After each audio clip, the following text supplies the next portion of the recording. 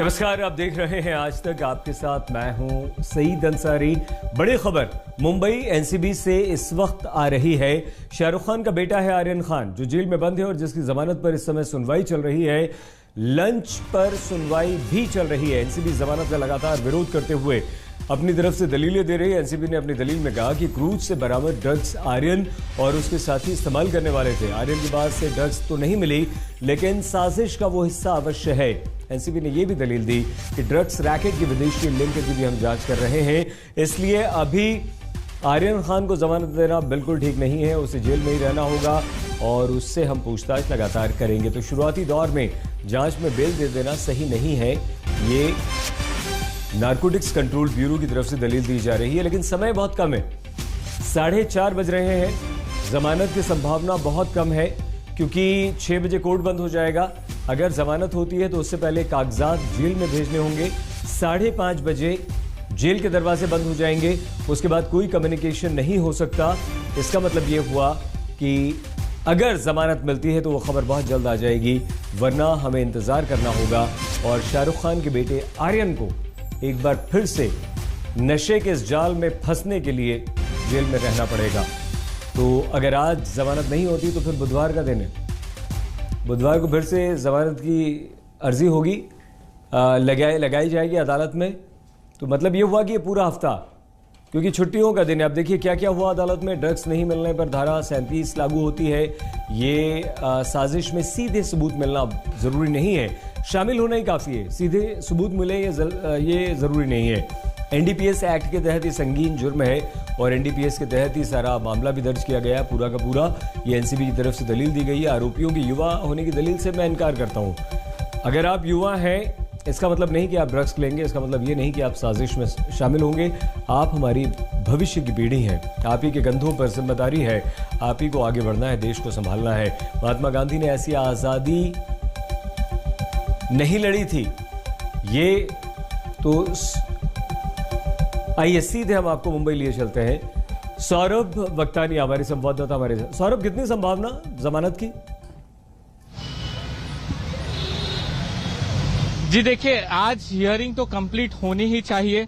आधे घंटे से कम का समय बचा है, तो ये जो हियरिंग है वो आज के आज ही पूरी होने की पूरी संभावना है। देखिए, कोशिश जमानत की कितनी संभावना है? 5 बजे के अंदर सारी की सारी जो आर्ग्यूमेंट्स, हियरिंग तो पूरी हो जाएगी। जमानत की कितनी संभावना? थोड़ा समय पर भी प्रकाश डालिए। 4:30 बज रहे हैं। बिल्कुल, देखिए आर्ग्यूमेंट्स जो दोनों तरफ से दी है वो बहुत ही जबरदस्त है। सही, पहले ये आर्ग्यूमेंट्स जो आरोपियों के वकील है उनसे ये सुनने में नहीं मिली थी। बार बार उन्होंने साइटेशन दिए। देखिए, कोई भी जब जजमेंट होता है सही, उसमें साइटेशंस होते हैं वो बहुत इंपॉर्टेंट है। अब साइटेशंस क्या होते हैं? जो ऐसे ही केसेस पुराने होते हैं, उन पुराने केसेस में जज ने क्या ऑर्डर दिया है उसको साइटेशंस कहते हैं। तो शोविक का एग्जांपल भी दिया ना दिए है सौरभ? अमित देसाई, बिल्कुल शोविक के केस का भी एग्जाम्पल दिया है कि उसके पास से भी तो ड्रग्स मिला था, फिर भी उसे बाद में बेल मिल गई, कॉन्स्पिरेसी के तार जोड़े गए थे। तो वहां पर सतीश माने शिंदे उनको रिप्रेजेंट करे थे, उसका भी साइटेशन आया है। पुराने कई सारे साइटेशन दिए गए। सबसे महत्वपूर्ण बात सईद इसमें यह कही गई है कि जो नारकोटिक कंट्रोल के जो लॉ है जो भारत देश में बने हुए हैं, संविधान में जो लॉज बनाए गए हैं, उसमें यह कहा गया है कि जो ड्रग पेडलर होता है और जो ड्रग ट्रैफिकर होता है उसको सबसे ज्यादा पनिशमेंट दी जानी चाहिए। अगर कोई बंदा ड्रग्स को कंज्यूम कर रहा है तो उसको विक्टिम करना चाहिए। तो ये बहुत बड़ी बात अमित देसाई ने कही है।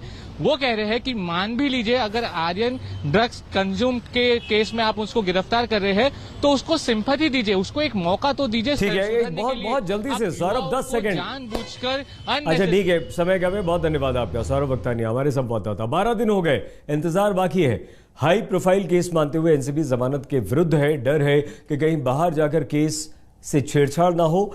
शाहरुख खान जो कि आर्यन के पिता हैं, वो प्रभावशाली हैं, केस से छेड़छाड़ न करें। बॉलीवुड स्टार शाहरुख खान के बेटे को गिरफ्तार हुए 12 दिन हो गए। पहले एनसीबी की हिरासत में रहे, 7 दिन से ऑर्थर जेल में हैं। पेशी पर पेशी हो रही है, तारीख पर तारीख पड़ रही है, अदालत में दलीलों पर दलीलें दी जा रही हैं, लेकिन आर्यन की रिहाई की तारीख नहीं आ रही। 2 अक्टूबर को एनसीबी ने आर्यन खान को गिरफ्तार किया था। 3 अक्टूबर को मुंबई की किला रोड कोर्ट ने 4 अक्टूबर तक की रिमांड में दे दिया था। 4 अक्टूबर को कोर्ट में फिर आर्यन की पेशी हुई, जहां से 7 अक्टूबर तक उन्हें रिमांड में दे दिया गया। 7 अक्टूबर को कोर्ट ने आर्यन को 14 दिन की न्यायिक हिरासत में भेज दिया। अगले दिन जमानत पर सुनवाई की बात कही। 8 अक्टूबर को आर्यन की जमानत ये कहते हुए खारिज कर दी गई, इसका उनके पास अधिकार नहीं है। 11 अक्टूबर को आर्यन खान के वकील पूरी तैयारी से स्पेशल एडीपीएस कोर्ट पहुंचे थे। शाहरुख खान की मैनेजर पूजा ददलानी भी पहुंची थी। उन्हें पूरी उम्मीद थी कि जमानत हो जाएगी, लेकिन मिली तो एक और तारीख। 13 अक्टूबर का दिन बहस में ही बीत गया। एनसीबी की तरफ से अद्वैत सेठाना ने बहस शुरू की तो आर्यन की तरफ से पैरवी में एक बार फिर वरिष्ठ अधिवक्ता अमित देसाई उतरे। अमित देसाई ने कहा कि आर्यन के पास से न तो ड्रग्स मिली और न ही उसने खरीदी, लेकिन एनसीबी की दलील थी कि मामला बड़ा है, बड़ी मछली को पकड़ना है, इंटरनेशनल कनेक्शन हो सकता है। अब आज फिर से वहीं से बहस शुरू हुई जहां से कल खत्म हुई थी। विद्या और सौरभ वक्तानी के साथ आज तक ब्यूरो। आर्यन के केस पर हलचल खत्म नहीं हुई, मंत्री के दामाद के केस में सरगर्मी बढ़ गई। महाराष्ट्र के मंत्री ने प्रेस कॉन्फ्रेंस यानी कि नवाब मलिक ने प्रेस कॉन्फ्रेंस की, मोर्चा खोला तो एनसीबी ने नवाब मलिक के दामाद की जमानत खारिज करने के लिए हाईकोर्ट में अब अर्जी लगा दी।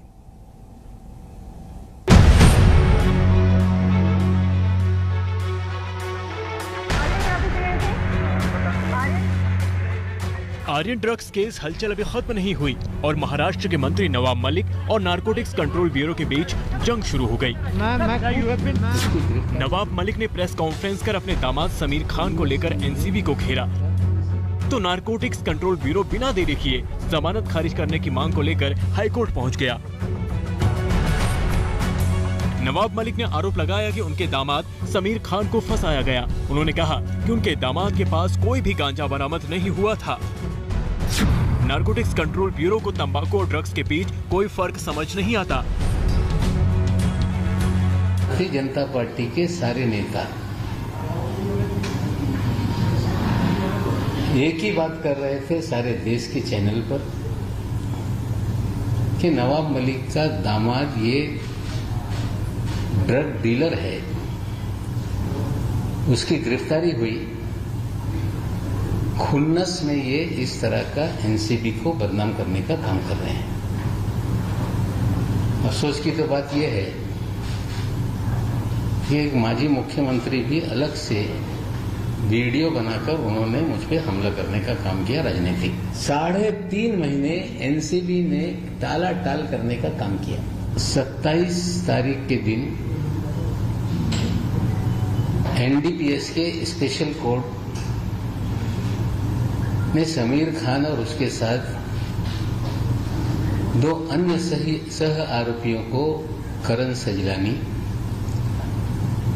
और रहला फर्नीचर वाली को 8.5 महीने जेल में रहने के बाद जमानत देने का काम किया।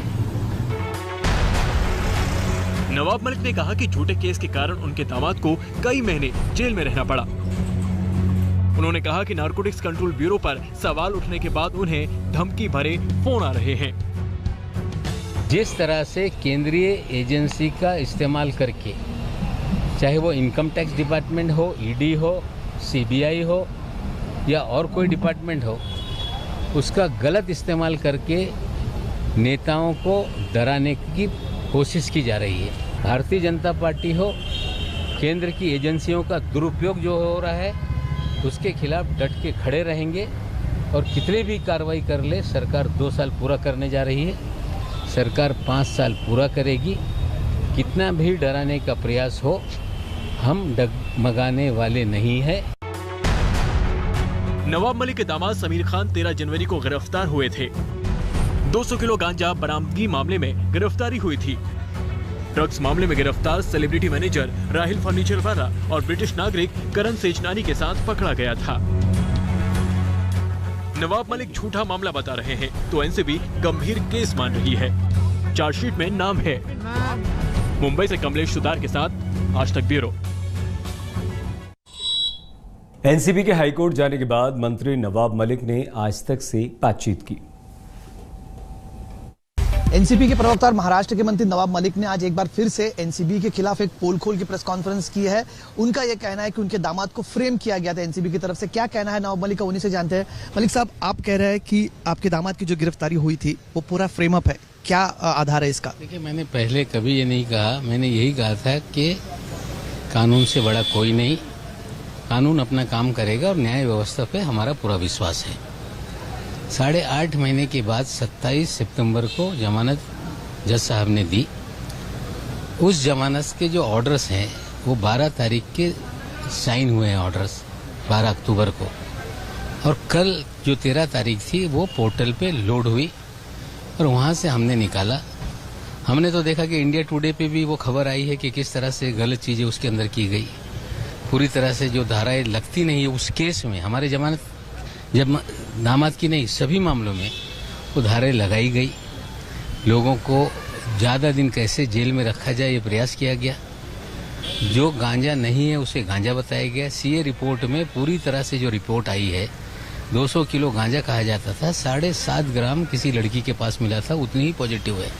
कुछ 1 किलो जो है वो वेजिटेटिव कोई पार्ट है, पता नहीं, लेकिन एनडीपीएस एक्ट में 7.5 ग्राम के सिवा कोई चीज कवर नहीं। जो सीए रिपोर्ट है, जो देश की एजेंसी है उसकी है, गुजरात की है। लेकिन ये भी एक अजीब बात है कि 7 तारीख को जो 6 महीना जिस दिन पूरा हो रहा था उस दिन जब चार्जशीट फाइल हुई तो 6 तारीख के दिन रिपोर्ट आई। हमें लगता है रिपोर्ट भी जानबूझ के डिले किया गया। इस तरह के भी सवाल खड़े होते हैं।